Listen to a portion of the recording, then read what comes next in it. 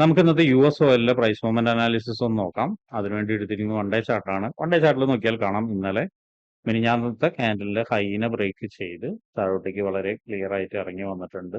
ഇന്ന് അതിനൊരു കണ്ടിന്യൂവേഷൻ എന്ന രീതിയിലേക്ക് താഴോട്ടേക്ക് ഇറങ്ങി വരുന്നുണ്ട്. അതിന് ഇറങ്ങി വരികയാണെങ്കിൽ മാക്സിമം ഇറങ്ങി വരാൻ സാധ്യതയുള്ള അല്ലെങ്കിൽ ഇറങ്ങി വരാൻ സാധ്യതയുള്ള ഒരു ഏരിയ എന്ന് പറയുന്നത് ഈ ഒരു ക്യാൻഡലിന്റെ ലോകളിലാണ്. അപ്പൊ അതുകൊണ്ട് ഈ ഒരു ക്യാൻഡലിലെ ലോകളെ മാർക്ക് ചെയ്തിടുന്നുണ്ട്. അതിന്റെ ഒരു പ്രൈസ് റേഞ്ച് എന്ന് പറയുന്നത് 57.776 ആണ്. അതിൽ നിന്ന് ചെറിയ മാറ്റങ്ങൾ വരാം, എങ്കിലും അത് ഒന്ന് നോട്ട് ചെയ്ത് വെക്കുക.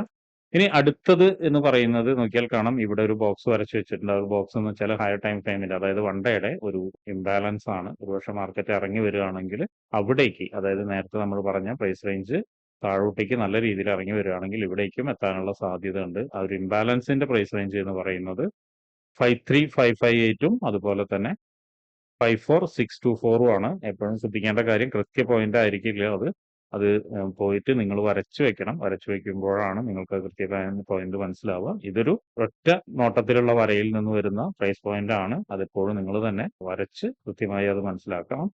അതുപോലെ തന്നെ മറ്റൊരു ഏരിയ എന്ന് പറയുന്നത് റെസിസ്റ്റൻസ് ഏരിയ ആണ്. നോക്കിയാൽ കാണാം, ഇവിടെ വന്ന് മൾട്ടിപ്പിൾ ആയിട്ട് റെസിസ്റ്റൻസ് എടുത്തിട്ടുണ്ട്. ആ ഒരു ഏരിയനെ മാർക്ക് ചെയ്ത് വെക്കുന്നുണ്ട്. അതിന്റെയും പ്രൈസ് റേഞ്ച് എന്ന് പറയുന്നത് 62,305ഉം അതുപോലെ തന്നെ 63.460 ആണ്. അപ്പൊ ഇത്രയാണ് വൺ ഡേ ചാർട്ടിലെ പ്രധാനപ്പെട്ട ഏരിയാസ് മാർക്ക് ചെയ്തിടുന്നത്. ഇനി നമുക്ക് 1 അവറിലേക്ക് പോവാം.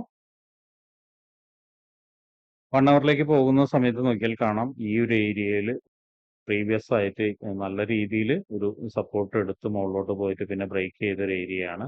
ആ ഒരു ഏരിയനെ നമ്മൾ മാർക്ക് ചെയ്തിടുന്നുണ്ട്. അതൊരു നല്ലൊരു റെസിസ്റ്റൻസ് ആവാനുള്ള സാധ്യത ഉണ്ട്. അത് റെസിസ്റ്റൻസ് മാത്രമല്ല, അതിന്റെ ഉള്ളിൽ ഒരു ഇംബാലൻസും കൂടിയുണ്ട്. അപ്പോൾ ഈ ഏരിയനെ റെസിസ്റ്റൻസ് ആയിട്ട് മാർക്ക് ചെയ്തിടുന്നുണ്ട്.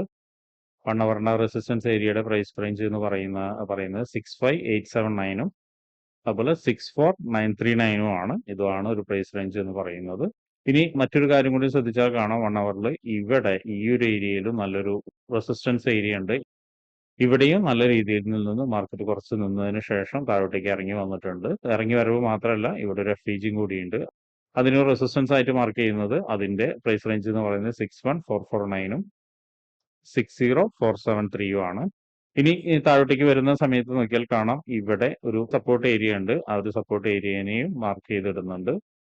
59,225ഉം 58,571ഉം ആണ് ആ പ്രൈസ് റേഞ്ച്. അത് മാർക്ക് ചെയ്തിടുന്നുണ്ട്. അപ്പൊ ഇത്രയാണ് 1 അവറിലെ പ്രധാനപ്പെട്ട പ്രൈസ് റേഞ്ചുകൾ, അതുപോലെ തന്നെ കീ ഏരിയാസ് മാർക്ക് ചെയ്തിടുന്നത്. ഇനി നമുക്ക് 50 മിനിറ്റ്സിലോട്ട് പോയിട്ട് എൻട്രി സാധ്യതകൾ എന്തെങ്കിലും ഉണ്ടോ എന്നുള്ളത് നോക്കാം.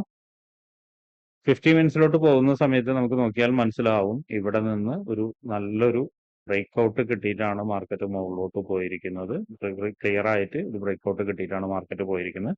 ഇന്നലത്തെ അനാലിസിസിൽ പറഞ്ഞിട്ടുണ്ടായിരുന്നു മാർക്കറ്റ് താഴോട്ടേക്ക് ഇറങ്ങാനുള്ള സാധ്യത ഉണ്ടെന്ന്. മാത്രമല്ല 50 മിനിറ്റ്സിൽ മറ്റൊരു കാര്യം കൂടി നോക്കിയാൽ നമുക്ക് മനസ്സിലാവുന്നത്, നമ്മൾ നേരത്തെ മാർക്ക് ചെയ്ത, ഡേയിൽ മാർക്ക് ചെയ്ത ആ ഒരു റെസിസ്റ്റൻസ് ഏരിയയിൽ മൾട്ടിപ്പിൾ ടൈം മാർക്കറ്റ് വന്നിട്ട് റെസിസ്റ്റൻസ് എടുത്തിട്ട് താഴോട്ടേക്ക് ഇറങ്ങുന്നുണ്ട്. ഇവർ നല്ലൊരു ഏരിയയിലേക്കാണ് മാർക്കറ്റ് ഇറങ്ങി നിൽക്കുന്നത്. ഇനി 50 മിനിറ്റ്സിൽ എൻട്രി സാധ്യത എന്ന് പറയുന്നത് നമുക്ക് പരിശോധിക്കാം.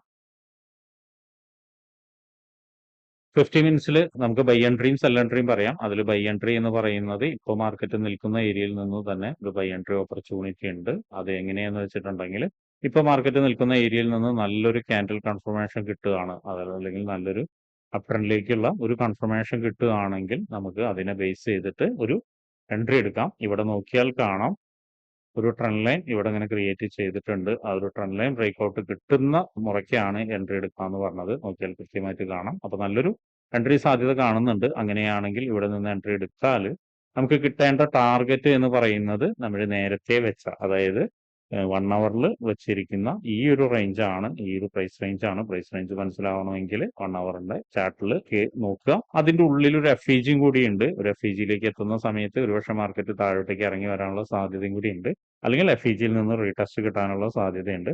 അപ്പൊ അതും നോട്ട് ചെയ്ത് വെക്കുക. ഇതാണ് ഒരു ബൈ എൻട്രി എന്ന് പറഞ്ഞാൽ. അടുത്ത ബൈ എൻട്രി എന്ന് പറഞ്ഞാൽ വീണ്ടും ഒരിക്കൽ കൂടി കാണിച്ചു തരാം. താഴോട്ടേക്ക് നോക്കുന്ന സമയത്ത് ഇതൊരു ചാനലായിട്ടാണ് ഫോം ചെയ്തിരിക്കുന്നത്. അപ്പോൾ ഒരു പക്ഷേ മാർക്കറ്റ് വീണ്ടും ഒന്ന് താഴോട്ടേക്ക് ഇറങ്ങിക്കഴിഞ്ഞാൽ, ഈ ഒരു ചാനലിലേക്ക് ഇറങ്ങിക്കഴിഞ്ഞാൽ ഇവിടെ നല്ലൊരു സപ്പോർട്ട് ഏരിയ ഉണ്ട്. അതായത് ചാനലിന്റെ ഈ ഒരു എൻഡിലേക്ക് ഇറങ്ങുന്ന സമയത്ത് നോക്കിയാൽ കാണാം, മൾട്ടിപ്പിൾ ടൈം മാർക്കറ്റ് നിന്ന ഒരു സപ്പോർട്ട് ഏരിയ കാണാം. അതിന്റെ പ്രൈസ് റേഞ്ച് ഒന്ന് പറഞ്ഞുതരാം. പ്രൈസ് റേഞ്ച് എന്ന് പറഞ്ഞാൽ 57,338ഉം അതുപോലെ 57850 ആണ്. കുറച്ചും കൂടി വലുതാക്കേണ്ടി വരും നമുക്ക്. അപ്പോൾ അതുകൊണ്ട് പ്രൈസ് റേഞ്ച് കൂട്ടുന്നുണ്ട്. ഇപ്പോൾ 56943യും അതുപോലെ 57850 ആണ് പ്രൈസ് റേഞ്ച് എന്ന് പറയുന്നത്. അപ്പോൾ ഇവിടേക്ക് വരുന്ന സമയത്ത് നമുക്ക് ഒരു കൺഫർമേഷൻ കിട്ടുകയാണ്. എങ്ങനെയെന്ന് വെച്ചിട്ടുണ്ടെങ്കിൽ ഇതിനൊന്ന് ബ്രേക്ക് ചെയ്ത് ഈ ഒരു ലെവലിൽ നിന്ന് ഒരു കൺഫർമേഷൻ മുകളിലോട്ട് കിട്ടുകയാണെങ്കിൽ നമുക്ക് ഒരു നല്ലൊരു ബൈ എൻട്രി കാണാം. അപ്പോൾ ഒരു ബൈ എൻട്രിയുടെ ഫസ്റ്റ് ടാർഗറ്റ് എന്ന് പറയുന്നത് ഈ ഒരു ചാനലിന്റെ അറ്റത്തിലേക്ക് വെക്കുക. ഇനി അവിടെ നിന്ന് ചിലപ്പോൾ ഒരുപക്ഷെ ഒന്ന് താഴോട്ടേക്ക് വീണ്ടും വന്നിട്ട് ഒരു നല്ലൊരു ബ്രേക്ക് കിട്ടുകയാണെങ്കിൽ അടുത്ത ടാർഗറ്റ് എന്ന് പറയുന്നത് ഇതിലേക്കും വെക്കുക, നേരത്തെ പറഞ്ഞ പോലെ തന്നെ. അപ്പൊ ഇങ്ങനെയാണ് രണ്ട് ബൈ എൻട്രി പറഞ്ഞത്. ഒന്ന് ഇവിടെ നിന്ന് ബ്രേക്ക് ചെയ്ത് മുകളിലോട്ടും, ഒന്ന് ഇവിടെ നിന്ന് താഴോട്ടേക്കും വരുമ്പോൾ. ഇനി മറ്റൊരു കാര്യം ശ്രദ്ധിക്കേണ്ടതെന്ന് വെച്ചാൽ നോക്കിയാൽ കാണാം,